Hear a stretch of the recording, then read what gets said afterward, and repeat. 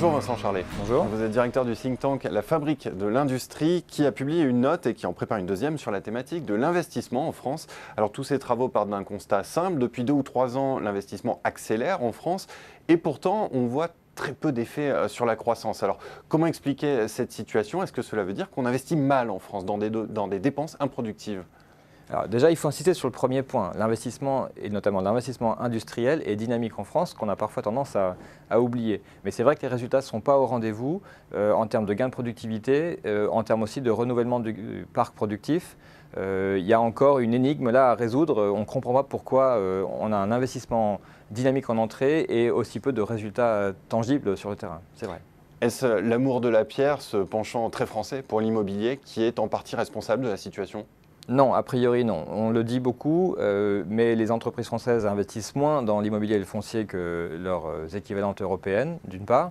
D'autre part, s'il y a un effet, il est plutôt positif. C'est-à-dire que lorsque le foncier et l'immobilier prennent de la valeur, le patrimoine de l'entreprise s'accroît et ça favorise en fait son accès au crédit bancaire et donc ça favorise l'investissement.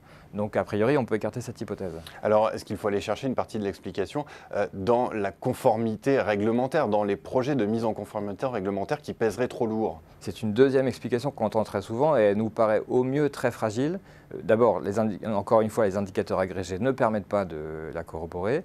C'est peut-être vrai sur certains secteurs particulièrement exposés à un poids réglementaire important, mais dans l'ensemble, sur le tissu industriel français, non, la mise en conformité réglementaire n'est pas une motivation essentielle de la décision d'investissement. Alors comment expliquer ce paradoxe? Il y a bien des explications. Il y a plusieurs pistes d'explication, les économistes sont en train d'y travailler. Il faut déjà écarter les explications triviales.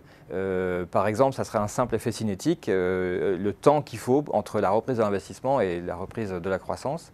Une autre explication, malheureusement, ça peut être simplement des hétérogénéités entre les différents pays sur la manière de comptabiliser l'investissement. Donc il faut lever ces doutes-là. Ensuite, on a des doutes plus sérieux.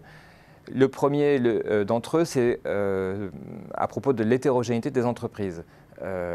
Par taille d'entreprise ou par secteur, par territoire aussi, il n'est pas du tout exclu que les entreprises se comportent de manière très très différente en matière d'investissement et que derrière ces indicateurs agrégés qui sont satisfaisants se cache en réalité un déséquilibre et donc un système industriel un peu inefficace.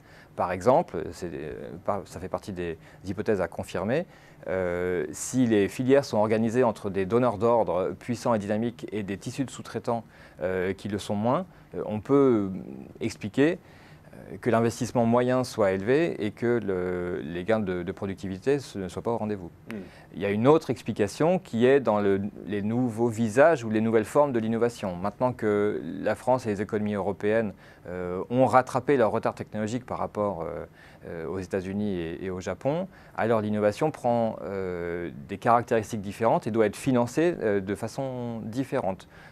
Ça appelle normalement plus de capital investissement qui est assez peu développé en France et moins d'investissement classique financé par emprunt bancaire. Ça pourrait être une autre explication de la faible efficacité de l'investissement industriel aujourd'hui. Eh bien, merci beaucoup Vincent Charlet pour cet éclairage et pour ceux qui veulent aller plus loin, je renvoie au site de La Fabrique où on peut trouver tous ces travaux en téléchargement libre. Merci encore. Merci.